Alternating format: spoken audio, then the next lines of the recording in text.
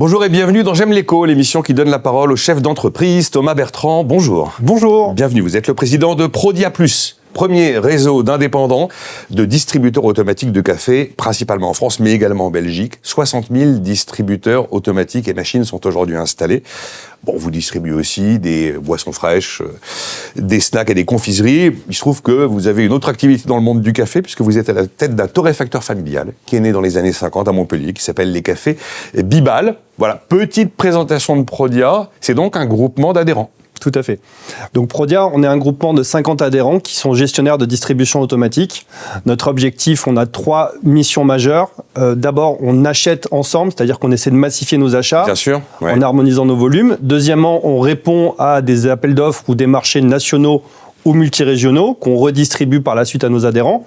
Et enfin, on essaie de faire évoluer, progresser le dirigeant par l'échange pour rompre un peu l'isolement qu'il peut avoir dans son entreprise en partageant des problématiques métiers. Et on est très axé sur cette mécanique d'échange et de collaboration pour progresser. D'accord, donc ça c'est le sens et l'ADN de Prodia et du réseau d'indépendants que vous venez de me décrire. Vous êtes dans un univers où probablement vos 2 matières premières, café, cacao, sont probablement celles qui ont connu la pire des inflations. Ah oui. Vous en êtes où ? Comment ça se passe ? Ça se passe qu'on a connu plus de 100% sur ces 2 matières premières sur l'année passée. Donc c'est effectivement très, très compliqué. Alors au niveau des causes de cette augmentation, elles sont multiples, comme souvent. Ce qu'on peut constater, c'est qu'on a une partie des pays producteurs qui ont un niveau de vie qui augmente et qui nécessairement aujourd'hui demandent des niveaux de main-d'œuvre, en tout cas qui sont beaucoup plus importants qu'avant.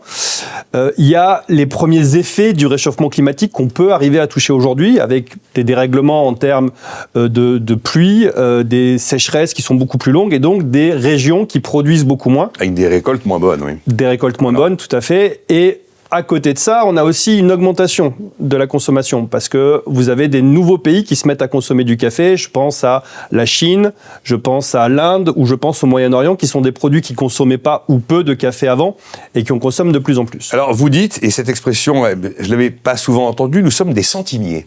Oui, ça veut dire que vous êtes devant une problématique de répercussion du coût de la matière première sur le prix de vente final. Oui, tout à fait. Toute notre problématique aujourd'hui, c'est que nous, on gère des centimes, puisqu'on a des volumes qui sont importants et des marges qui sont réduites sur l'ensemble de ces éléments. Et toute notre difficulté aujourd'hui, c'est d'arriver à répercuter aussi vite que l'augmentation des prix, ce qui est matériellement impossible, puisque nous, on a 2 approches. Il y a d'abord une approche qui doit être une approche commerciale. On a besoin d'expliquer pourquoi le coût du café a augmenté et pourquoi on est obligé de le répercuter sur le prix de vente à la tasse. Et quand on a réussi à expliquer aux clients, il y a une deuxième étape qui est de passer machine par machine pour aller faire évoluer ces prix de vente. Il faut faire machine par machine. Oui, alors il y a des techniques aujourd'hui qui permettent de le faire en ligne, mais une grande partie des parcs n'est pas encore équipée. Ça demande encore une analyse précise. Sur une tasse de café, une tasse de cacao, il y a le côté prix psychologique qu'on ne peut pas dépasser. Même si on explique, il y a des niveaux de prix où on sait que là, on va te donner un coup de frein au marché. Alors, si on analyse vraiment le prix d'une tasse de café, ça reste quand même un des produits les moins chers qu'on peut acheter aujourd'hui. On imagine que le prix moyen était à 40 centimes. Aujourd'hui, il est en train de se rapprocher avec les années successives des 50 centimes. Bien sûr, ça fait une augmentation qui est significative si on analyse ce qui s'est passé les 2 ou 3 dernières années. D'accord, ouais. Mais ça reste un prix de vente relativement faible. Alors là, vous avez fait la tournée des popotes tout 2024 pour aller expliquer ce qui se passait sur la tonne de cacao et la tonne de café ? Tout à fait, c'est ce qu'on c'est ce qu'on est en train de faire, oui. Comprenez-moi, la matière première a fait 100%, donc oui. Et les gens pigent, vous arrivez à faire passer le message ? Globalement, on est quand même sur des notions de répercussion qui ont été largement communiquées aujourd'hui, et donc les gens le comprennent, mais c'est du temps qu'on consacre à rester au même niveau de notre activité, alors qu'on pourrait consacrer la même énergie à faire progresser notre entreprise. Bon, vous êtes, comme tout le monde, confronté à l'obligation d'avoir des modèles durables, donc sur le plan environnemental notamment, mais économiquement viable, encore une fois. Oui, et là, comment fait-on ? Là, je pense qu'on est un peu comme toutes les entreprises aujourd'hui, c'est-à-dire qu'on a tous envie d'aller chercher des modèles qui sont plus performants, qui sont plus durables en termes de consommation, en termes de décarbonation, en termes de gestion des déchets, et en même temps, on est face à des réalités économiques, une augmentation du coût de l'énergie, une augmentation des matières, une augmentation de toute une série de charges qui fait que cet équilibre aujourd'hui, c'est notre objectif d'arriver à le trouver le plus fréquemment possible. Vous craignez d'avoir du mal à trouver le point d'équilibre, justement ? Par exemple, je prends la problématique du véhicule électrique, qui est quelque chose dans lequel on essaie vraiment d'aller de plus en plus. On a des contraintes en termes de coûts d'achat qui sont quand même beaucoup plus importantes. On a des contraintes en termes de gestion, si vous voulez, de la durée de la batterie pour pouvoir approvisionner correctement les distributeurs. Donc l'explosion de l'énergie en général est une contrainte qu'on ne peut pas répercuter trop sur nos coûts aussi. Donc on essaie en permanence de trouver le meilleur compromis. Sinon, il va falloir expliquer pour pouvoir faire admettre les hausses de prix. Tout à fait. On a énormément parlé de la machine à café. La machine à café, une sorte de point névralgique dans l'entreprise. Et vous allez jusqu'à dire que c'est un outil RH à part entière. Vous ne croyez pas qu'on en fait trop sur la machine à café quand même ? En tout cas, ce qui est certain, c'est que c'est le lieu de détente, le lieu de pause de l'entreprise. C'est l'endroit où le salarié, le collaborateur s'arrête pour aller prendre un moment de détente. Et aujourd'hui, je pense qu'il y a de plus en plus de gens qui se rendent compte de ça. Et il y a de plus en plus de sociétés qui considèrent que le point de café est un point qui participe au bien-être au travail. Ça, c'est certain. Mais que ce soit une sorte de lieu de brainstorming où émergent les nouvelles idées, parfois, je me pose des questions quand même. Si vous savez le nombre d'idées que j'ai eues autour de la machine à café avec mes collègues... Alors, d'accord. Bon. Non, c'est souvent là où on fait les potins d'abord. Les potins de la boîte avant de se demander quel sera l'axe stratégique de la prochaine année. Mais donc, vous croyez vraiment à cette notion de convivialité d'entreprise autour, finalement, de votre activité ? Tout à fait.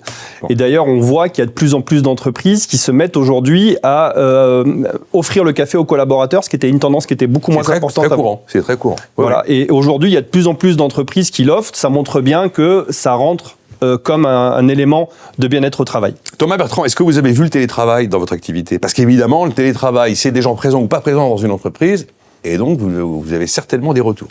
Ah, ça, je peux vous dire qu'après le Covid, ça a été quelque chose de très très important pour nous. Il faut imaginer que 2 jours de télétravail, ça fait 40% de chiffre d'affaires en moins, puisqu'un jour, c'est à peu près 20% de chiffre d'affaires, on a 5 jours de travail.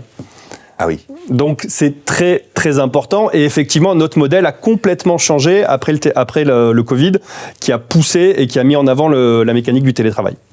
Et aujourd'hui, les choses se stabilisent, le télétravail recule un peu et... Alors, il y a 2 choses. Quand on est dans des notions d'industrie, le télétravail était quand même moins présent puisqu'on ne pouvait pas travailler de la maison. On est d'accord, bien sûr. D'une manière générale, dans le service et dans le tertiaire, on a eu de grosses mises en place de télétravail. Aujourd'hui, depuis quelques mois, on sent quand même un retour avec une nécessité de présence sur le lieu de travail de beaucoup d'entreprises. On a presque fini. Dans les évolutions que vous constatez, c'est le désir de qualité.